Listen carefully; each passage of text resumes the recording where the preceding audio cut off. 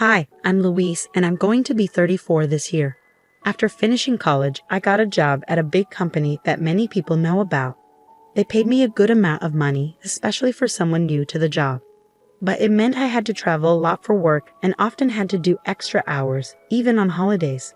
It was tough, but I liked feeling like I was doing something important. When I was 28, I got promoted to be in charge of a whole department, which was pretty cool, especially since it's not common for women to move up that quickly. About 4 years ago, I got married to my boyfriend, Brian. We'd been together for 2 years after meeting through a friend. I wasn't really thinking about getting into a relationship, but my friend thought it was a good idea to introduce us. I never really imagined myself getting married or having kids, but Brian was really keen on it. He said he wanted to get married soon and have kids before we got too old. I wasn't ready for that at all. I had just gotten promoted, and the idea of getting married and having kids felt too rushed. So whenever Brian brought it up, I told him we needed more time to know each other better, and that marriage meant thinking about more than just the two of us. Brian then suggested, "Okay, let's wait 2 years before getting married. By then, we'll really know each other, right?" At first, I didn't think we'd last that long. But surprisingly, we did end up dating for 2 years before tying the knot. Throughout our relationship, Brian was loyal, didn't have any gambling habits, and always treated me kindly and sincerely. I admired his strong work ethic and how he always put effort into everything he did. But there was one thing that bothered me a bit: his big ego. Whenever someone at work, especially a senior, pointed out his mistakes, he'd come home ranting about how he didn't need to be told what to do and that he always thought his way was the best. Listening to him, it was obvious that he was being criticized for his errors, but it seemed like he couldn't handle being corrected, whether it came from a superior or not. When we decided to have a dinner with both our families to celebrate, Brian chose a really expensive restaurant that cost over $200 per person. He then asked me to split the bill with him because it was so pricey. I suggested going somewhere cheaper, but Brian insisted, saying it was important to make a good impression. I felt frustrated because it seemed like he was worried people would think he was cheap if we went somewhere less fancy. I thought to myself, if he's worried about that, he should pay for it all himself. But Brian explained that his salary couldn't cover the whole bill for 8 people, maybe just 3 at most. So he asked me to cover the remaining 5, meaning I had to pay more than half. It didn't seem fair to me, especially since we were both bringing 4 people from each of our families, totaling 8. Brian wanted us to go to a restaurant that's expensive, but he couldn't even cover his own family's part of the bill. I wasn't happy when Brian suggested the expensive dinner plan, and I was even more confused when he announced to everyone at the dinner that he would pay for everything.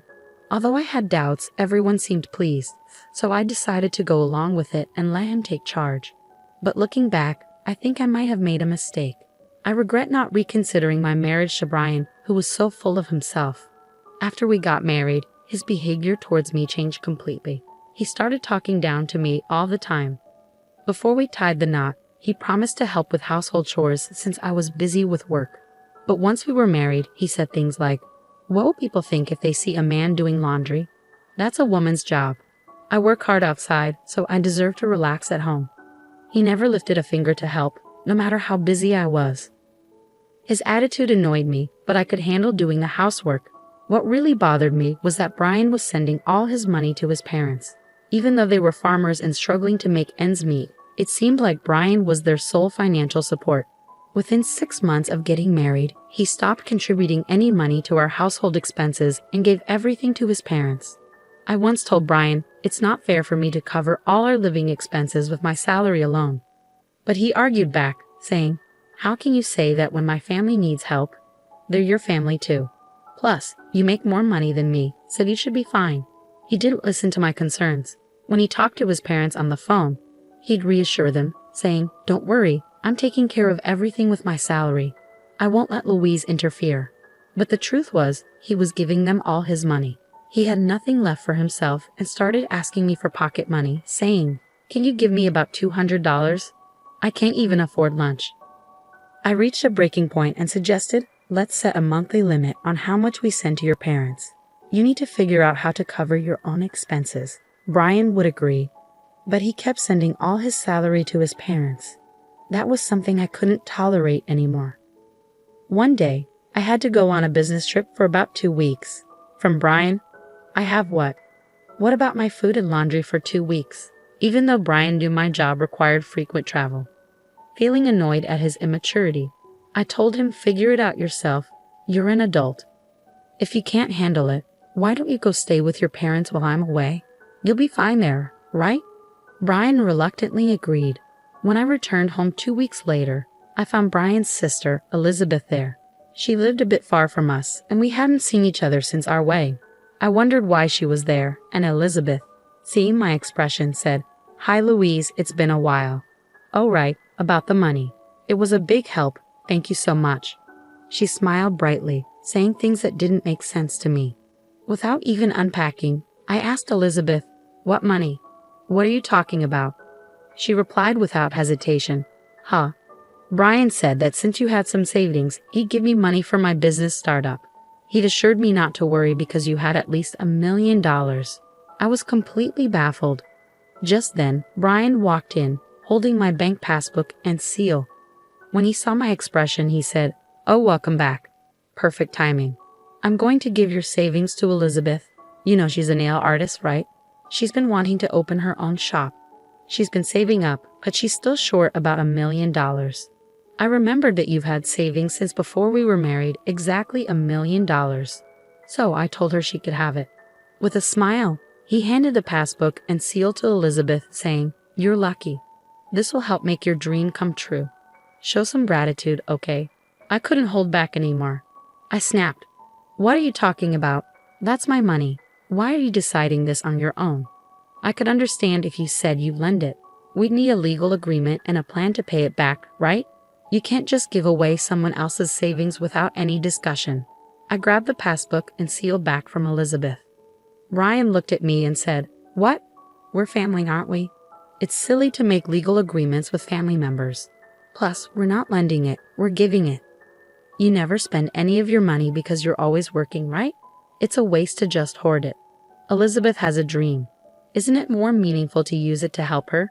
Then he gave me a stern look. Upon hearing Brian's words, I realized that he was impossible to reason with. I felt like continuing the conversation was pointless. But then Brian dropped a bombshell. "This money is too good for you, so I'm giving it to Elizabeth. You'd only waste it. You can just work and save up again, understand? If you still want to argue, we'll get divorced." Seeing this as an opportunity, an idea struck me. Without hesitation, I replied, "Fine, let's get a divorce. I'll prepare the papers and send them to you. I'll come collect my things soon. Until the divorce is final, I'll stay at a hotel. Goodbye for now." With that, I grabbed my luggage from the business trip and swiftly left the house. Brian was shocked by my sudden decision. Soon after, he bombarded me with texts, begging me to come back and even saying that Elizabeth would forgive me if I gave her the money. I ignored all his messages. Who does he think he is? The next day, I went to the city hall and sent the signed divorce papers back home. Despite this, Brian kept texting me, asking if I was really sure about the divorce. I simply replied, "Please submit them as soon as possible," and ignored the rest of his messages. Surprisingly, the divorce was finalized quicker than I had anticipated. A week after the divorce was official, I waited until Brian was at work and then moved my belongings to my new house. In his texts about the divorce papers, Brian had been rude, calling me names and saying we were now strangers. So I decided not to take most of the furniture and appliances from our old home. Instead, I deposited half of the small savings I had accumulated during our marriage into his bank accounts and left it there. That night, I received numerous calls from both Brian and Elizabeth. At first, I ignored them, knowing what they were about. But eventually, I answered and Brian immediately started shouting, demanding to know why there was only $800 in the account. I calmly replied, "I split the property as we agreed. We originally had $1,600 in our joint account, right? So I left you with half of it, which is $800. And since all the furniture and appliances were bought after we got married, I left them behind." That's fair, isn't it? Just to clarify, I ended up with less than Brian. But he wasn't convinced. He insisted, "You're supposed to have $1 million in savings, right? So half of that, $500,000, should be mine. Plus, you got an inheritance from your grandfather, right? Half of that should be mine too. I was stunned and couldn't help but laugh. I had seen this coming, otherwise Brian wouldn't have agreed to the divorce so easily. Trying to hold back my laughter, I explained, "Brian, the division of property only applies to assets acquired during the marriage.